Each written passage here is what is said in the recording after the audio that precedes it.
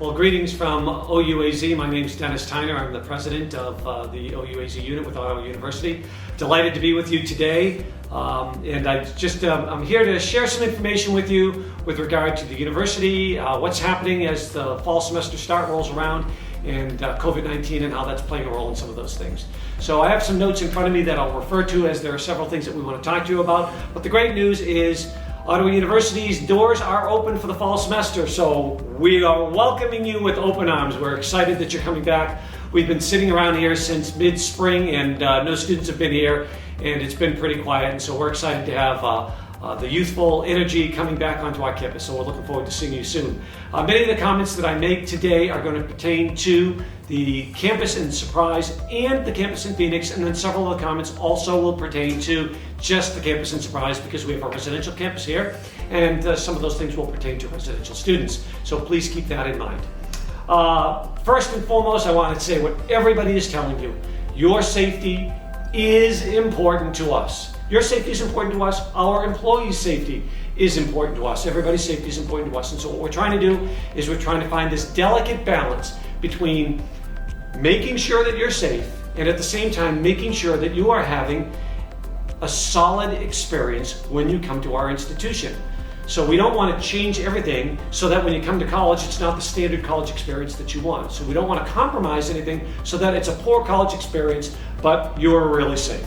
So it's a delicate balance between ensuring that everybody's safe. We're doing all of those things that we should be doing to ensure your safety and our safety, and at the same time, we're ensuring that you have a great experience when you come to Ottawa University. Those are two critically important things to us.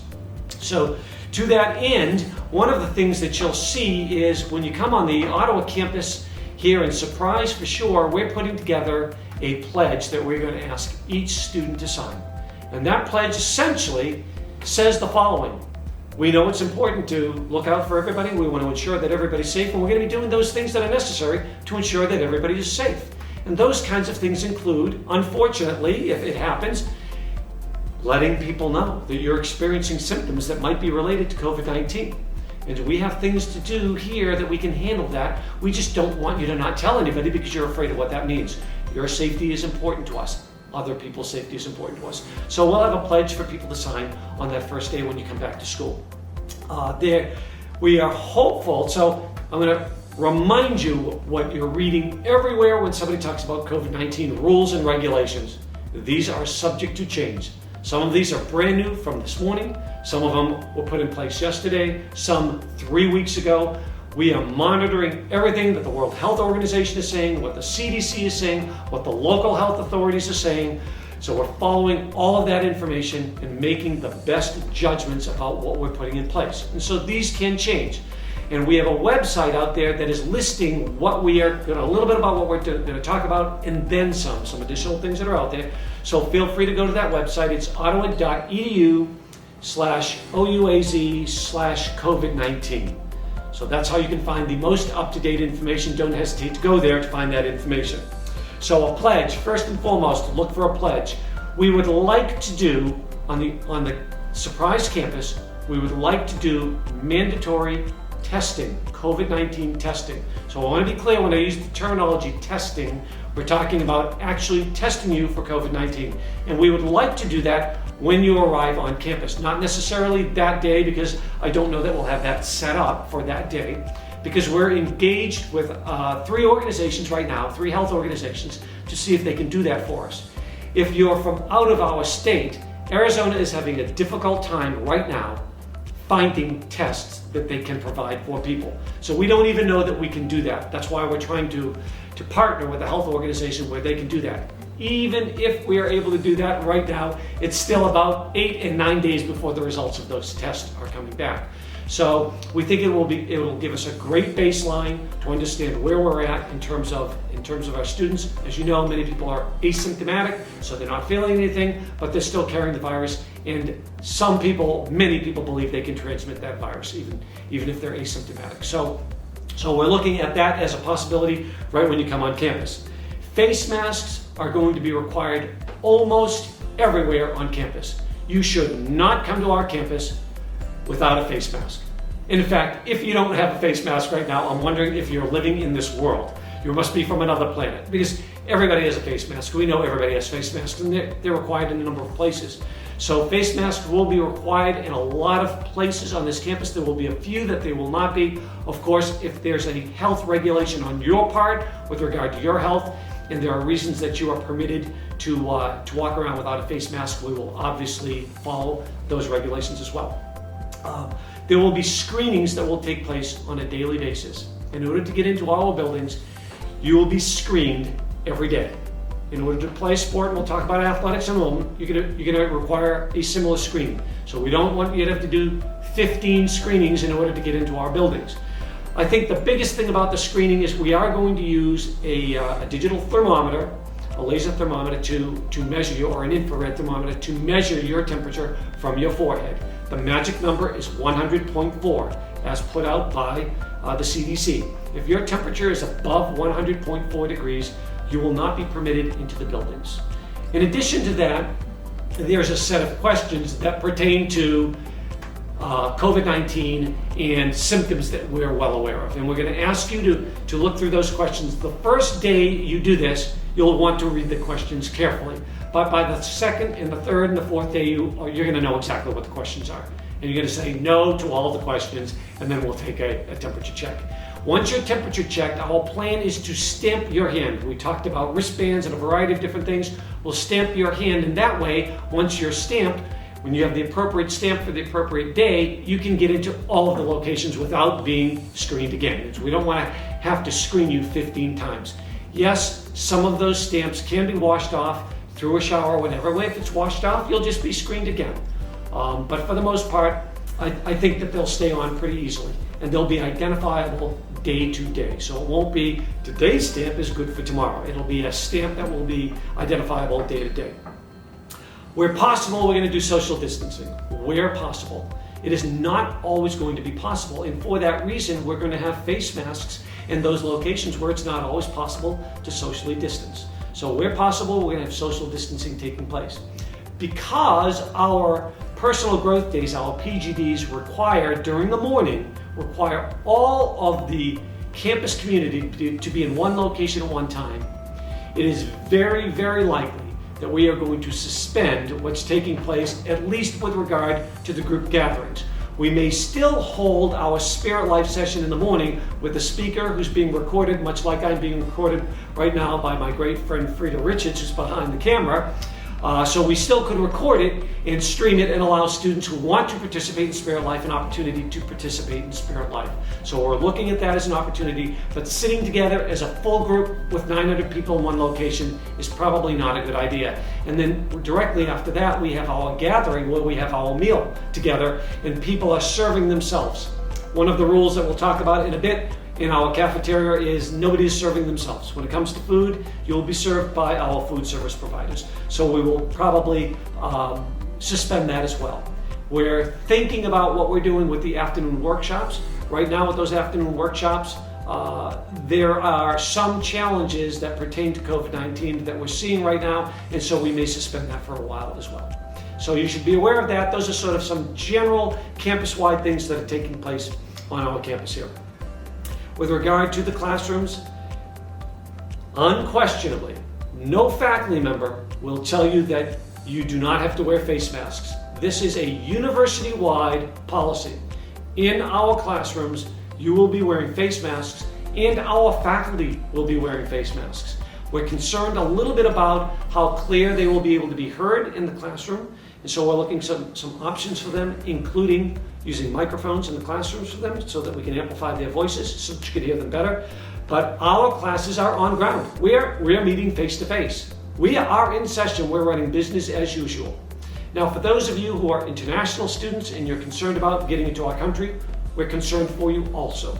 For those students who may end up having to isolate or to quarantine, and you may have to be in that situation for about 14 days and you can't be in your classrooms, but you are certainly capable and you feel healthy enough to be able to attend a class and learn, what we are going to do is we are going to take our classes that are on ground and we are going to be streaming them virtually simultaneously.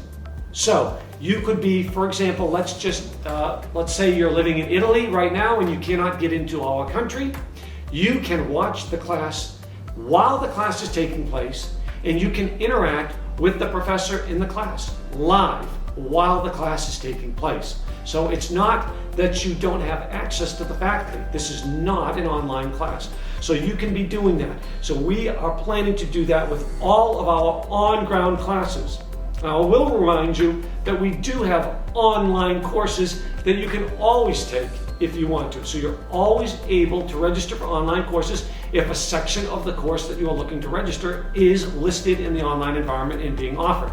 So you have the online environment that you can take classes, but we are live on ground, and which simultaneously we are streaming so that we are living in a virtual world. I'm calling that is my new hybrid. That's a hybrid class. Students, some of them are taking it virtually, but they're in the same classroom as people who are sitting right here on our campus taking the class. So that's what's taking place in the classrooms. Now, after Thanksgiving, we are going fully virtual on the Surprise Campus. We're going fully virtual. So there's no need to return from the Thanksgiving break. If you go home for Thanksgiving, you can stay home from Thanksgiving and you'll finish your classes in a virtual environment. That'll be much like, for those of you who are returning students, it'll be much like what we did last year during the spring semester when we shut the campus down and we left the campus. So we're going to do that because we want to prevent as much traveling as we can back and forth to the campus, because we know that a lot of traveling is when a lot of the virus transmitting takes place. So once you go home, stay home, finish the class. There are 2 more weeks after Thanksgiving. Finish your class at home with us. So classes do not end. Be very clear about this. Classes do not end at Thanksgiving. They just go into the virtual environment after Thanksgiving. So that's what we're doing with our classes. Otherwise, everything looks pretty normal if you can call a faculty member speaking through a face mask normal. Things are pretty normal with regard to the world of academics. In the world of athletics, this one's real simple. The NAIA has put out their guidelines and recommendations, and we're following what the NAIA is telling us that we have to follow. So some of what they're doing is they're recommending. It's interesting, they call it guidelines and recommendations, but in many places they are not recommendations, they are requirements. So for example, right now listed in their recommendations, which by the way also are subject to change, everything subject to change. Right now, you need to be screened every day that you have practice. Every day that you have a team event, you need to be screened. So we're following all of the regulations that they've put in place that we must follow. Prior to the first day of competition, you must have a COVID-19 test, a particular test. I can't remember the numbers, PCR or something like that. I can't remember the letters, not numbers. But they are requiring a test, and that's one of the reasons we're thinking that we might as well just require a test for students who are coming on campus. So all of their regulations are there. I'm not going to go through what all of them are, but the most important thing is this. We are planning to play sports. Our athletic seasons are a go, and we're playing until the NAIA says that we cannot play, or until our conference says that we cannot play. We are playing sports, and this will be an athletic season. So more information you can find on the NAIA website with regard to their regulations. 2 more things quickly, and then I'll let you go today. Dining in the dining hall. I had mentioned earlier, it is only the dining staff who will handle the food. So we had a number of stations where you can self-serve. There's no self-service in the dining location anymore. So the food service providers will be providing you all the food. We used to have plates and silverware that were out in the open for you. They will not be out in the open. Anything that you need for your meals will be given to you by the food service providers. So they'll have all of that and they'll take care of that. In addition to that, there's some changes with regard to especially the condiments. You know, if you've been on our campus, we have these very large pumps and you can pump out as much mayonnaise or ketchup or mustard as you want. That will transition to packets for salt and pepper as well. So you'll see some of those changes that will take place. Originally, we were going to have to go to bottled drinks. The word from our food service provider is that's not a requirement. It's not a requirement by the health the health regulations in the state of Arizona, and so we can now go to our fountain machines that we have in there. However, when you go to the fountain machines, you must use a new cup each time you go back to the fountain machine, so you can't go back with a used cup. So you'll see those differences in the cafeteria. In addition, we are limiting the number of people in the cafeteria at one time. So there will be a limit to the number of people there. For that reason, we are asking so when you're in the cafeteria, you will have a face mask on until you sit down to eat. You can take your face covering off when you eat, and then we are asking that you do not remain loitering. I'll call it loitering in the cafeteria. So don't hang around the cafeteria. Instead, when you're done eating, please finish your meal, take your belongings to the locations where you need to, dump things in the trash, bring your dishes to the appropriate location, and then leave the cafeteria so other people can come in and eat as well. So there'll be a number of people who want to eat in the cafeteria. We just don't want to prevent them from doing that. So we just ask that you don't loiter in the cafeteria when you're done eating. Finally, in the residence halls, a couple of important requirements that you should be aware of. So when you are in your living quarters, your suite, not the building, not the hallways, not the main location, when you come in the lobby. When you are in your suite, your living quarters with your suite mates, a face mask is not required. That's like you being in your house, much like it's me being in my house. So no face mask is required there. The only visitors you're allowed to have are other OUAZ students. Other students from here can visit your room, but you may have no more than 6 students in a 2-bedroom suite. No more than 6 persons in a 2-bedroom suite, and no more than 3 people in a 1-bedroom suite. So we're restricting the number of people in those locations, but you can have visitors in your locations, and while those visitors are there, you are not required to wear a face mask, you or your visitors.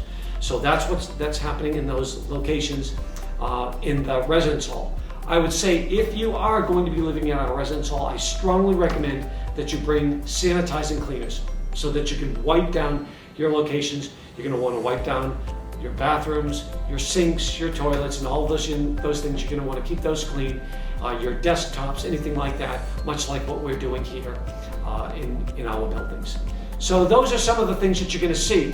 What we're trying to do is be, as I said right up front, we want to be safe for you. Do the things. A lot of people are saying we're doing everything possible. If the next time you hear somebody say that, challenge them. Are you really doing everything possible? We're doing everything that we believe is necessary to provide a safe environment for you. We're not doing everything possible. If we were doing everything possible, we would isolate you in one room with nobody else around and we wouldn't let anybody get near you. That is the safest thing that we could do. But we're not doing that. We're doing everything that we believe that we need to do to keep you safe and allow you to have a good college experience. I'm excited about you coming back on campus. I'm really bored being here by myself. I do have Frida with me, but it's really boring here. We're looking forward to you coming back. It's going to bring some energy and excitement back to the campus. The City of Surprise is waiting for you. We love you. Be safe. Please be safe. Be smart. Okay? And I look forward to seeing you on campus here real soon.